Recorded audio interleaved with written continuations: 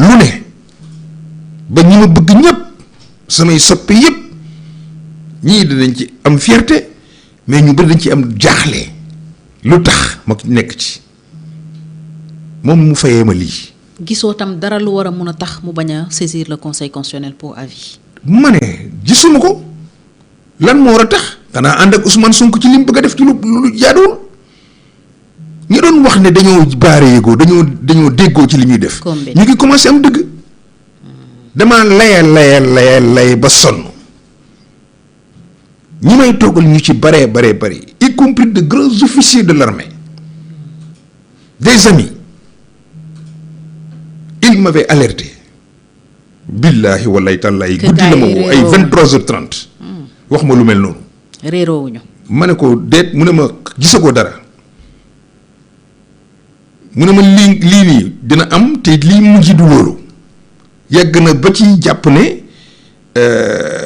il est possible que ñu dem am fi ay élections anticipées. président ma ne ko nga ne mu ne ma loolu mun na nekk bref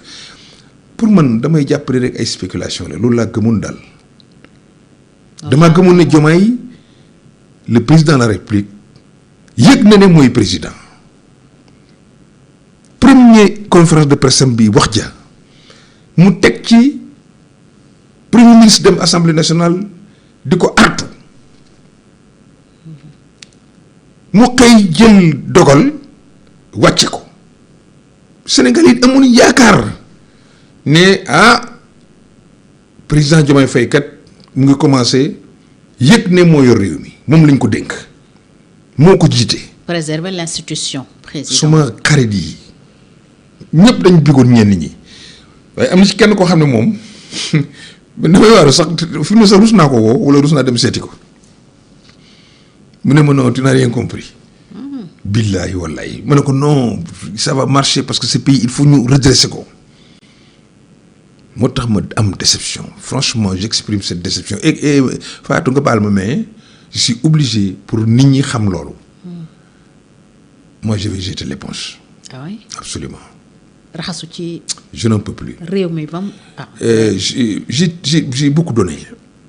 j'ai trop donné même au détriment de ma propre famille. jeter l'éponge mooy dootoo wax ci réew mi dootoo ci artu. c'est-à-dire dootoo ci am benn taxawaay. xam nga bàyyi woon naa ci xëccoo ay place waaw nekkoon ci génn sama xalaat di joyanti lu ma yaakaar ne baax na mun na am damay juum mais de bonne foi laa yaakaar ne nii moo gën ak sama expérience ak lu ma xam mais tout ça pour un résultat aussi minable ma seet le temps que ça me prend l'énergie que ça me prend la réflexion elle est dure nekk ci rigueur pour li ngay wax nekk ci tegu ci yoon dafa jafe dafa metti il faut des recherches il faut du temps des nuits blanches pour mën a sortir un papier que les gens mën a lire am ci luñ ciy xalaat ci lu rafet sa doom donc sa jabar gisu la ta grande famille rarement au téléphone tout ça pousse ton pays ay nit ñoom nga bokk ko ñoom ñu koy foye di foye avenir réew mi avenir u xale yi avenir u baykat yi avenir u jigéen ñi au moment où les gens sont dans des difficultés ils sont là à se crêper les chignons comme des femmes et de bord de fontaine rien que pour le pouvoir loolu ku mu naqariwul lan moo lay desee ci naqar ci àddina je suis choqué. alors sànq da nga ne gëmoon nga ni président ak premier ministre nekkuñu ci loolu mooy yow kon yaakaaratoo ne mën na taxawaay bi ko war wala da nga considérer ne moom fi mu ne ñu ngi ci combine c'est fini. xam nga nag man du ma tuumal kenn damay observer rek nommé na premier ministre dégg nga li mu wax moom il est dans la continuité. nee na it li ñu tëgg te Sénégal yi voté ko yëfi Pastef la. avec comme socle Pastef. te dafa fàtte ne bu ñu xasee ba fal la li ngay def dootoo ko def parce que yëfi Pastef la yëfi ñëpp la. Diomaye nekkatul président wu Pastef Diomaye dafa nekk le président de la République de tous les Sénégalais. ma gisee quelques extraits du lu ma dégg nag ndax man tayee naa loolu. waaye lu ma lire ci ay commentaires ay capsules dégg naa ki nekk président assemblée nationale tey nee na moom lépp lu ñu nar a def ci keppaaru Pastef lañ koy defee def nañ premier ministre kenn consulté wu leen defar nañ gouvernement yaakaar naa ne na kenn consulté leen mais nañu xam ne dara du fi baax loo xam ne du Pastef moo koy def. kon seetaanoo ko. déedéet. lu tax dama ko taayeel loolu. installation bi. billaahi wallaahi tàllaahi parce que pour man c'est un non événement pour man warul am duggam assemblée warul nekk ba may jël sama temps di taal télévision wala taal sama téléphone naan maa ngi seetaan massacre bu toll noonu c'est un simulacre c'est une agression contre notre démocratie et la République. alors nee na bi ñuy fal premier ministre effectivement consulté wuñ leen en tant que parti majoritaire mais gouvernement bi pare na pour bu ko président bëggee taxawal waxtaan ak moom mu waxtaan ci ñu xool naka la ñu mun a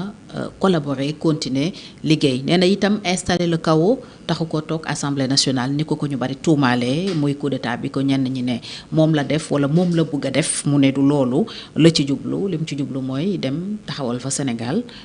xool li ñu naaloon pour réew mi ngir ñu doxal ko ni ñu ko waxee. dama ne. en résumé quoi. Gouvernement boobu ngay wax ñoom def nañ ko ba pare. waaw bi ma déggee Mamadou Lamine loolu mu wax dama ne y aura aucune surprise. ñaareel ba bu fekkee ne taxawu réew mi ko ñor waroon na bàyyi El Malick Ndiaye ak dignitéem bu dellu assemblée nationale xam ne député yi fa ne ak moom ñooy d'égale dignité d'égale valeur réew mi moo leen fa tax a toog à supposer mu def ni député yooyu est-ce que pour nga mën a taxawal réew mi il faut que nekk président assemblée nationale bëgg nguur bëgg poste bëgg place tax mu wax Malick Ndiaye mu pousse pour mu toog. nee na El Malick Ndiaye moo jël la décision. mu bañ koo jël boo ko El Malick jëlee bàyyi mu wax premier vice président mu nekk président. moo leen de grandeur ne poste taxul mu duggaat assemblée nationale encore que waru fa dugg du point de vue du droit ak li ma ci interprété kenn ku nekk nag am nga si gis-gis waaye man suma xalaat mooy loolu donc ne soyez pas surpris bu leen am mbetteel ci continuité bi nga xam ne moom la El Amine Lo wax loolu mooy wéy li ci soppeeku mooy Ousmane Sonko xam na ne mënatul continuer di nekk ci keppaaru mosu ceene d'ailleurs président Diomaye Faye mu génn fa wuti keppaar ak boppam te da ko annoncé woon président Diomaye Faye soulagé wu na parce que Al Amine Lo ki mu tuddee premier ministre dootu ko wax yenn wax yi dootu ko sàllañu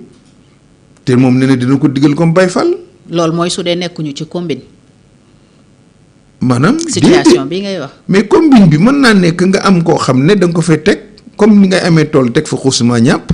pour que golo yi bañ faa dugg loolu ça n'a rien à voir ak une combine.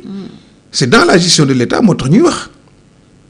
maa ngi xaar bañ former gouvernement bi boobu naa xam ndax ñoom déggoo nañ ci wala déet mais bu fekkee da ngeen dem ba xiiroo amatoo confiance ci moom moo ko waxoon. amatul confiance ci premier ministre da koy teggi na ko kon amatul ci moom confiance kon naka la war a mën a amee ak moom ay une collaboration pour ne dañuy doxal réew mi ko wóolul nan ngay ànd ak moom ci doxal réew mi kay jàpp na ne kii ni mu doxalee réew mi baaxul damay dem assemblée nationale pour opposer wu ko mais lan mooy sa yoon ci naka la ñuy former gouvernement yow kay defal sa opposition bàyyi ko moom mu defar gouvernement am gérer gouvernement am ngay opposer wu di critiquer ak proposer boo ko mënee mais bëgg a nekk opposition bëgg a nekk dans le gouvernement au pouvoir. ndax li mu am majorité à l'assemblée moo tax. déedéet boo nekkee majorité à l'assemblée da ngay nekk dans le gouvernement on peut être dans l'opposition et dans le gouvernement gouverner mooy nga jël lenge yi doxal opposé wu mooy nga critiquer ki jot lenge yi féetee boor di xaar moom mu daanu nga remplacer ko. cohabitation nag. cohabitation amul fii Sénégal. li ñu dund nii du cohabitation. déedéet amul cohabitation mooy comme en France premier ministre mooy devenir la politique de la nation président de la République dafa am ay pouvoir domaine réservé yoo ko xam ne sax da ko bokk encore ak premier ministre bi le fait que moom un président ici benn exécutif bicéphale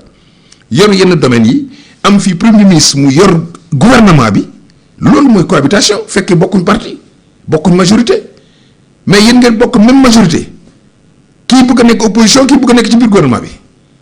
dañuy foyee Sénégalais yi ak seen xel